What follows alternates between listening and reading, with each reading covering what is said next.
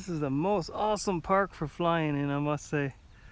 I'm a little nervous because I don't have a spotter, so you never know when someone's going to pop out, right? But it's pretty quiet here today. No one's around except for a bunch of kids up there in the pool. And those kids back there just arrived. So yeah, it was a pretty nice park. And this quad's flying quite nice now on 4S. So like I said in my last video, I'm going to have to get some more 4S batteries because I only got one. And it's a Tattu 1300.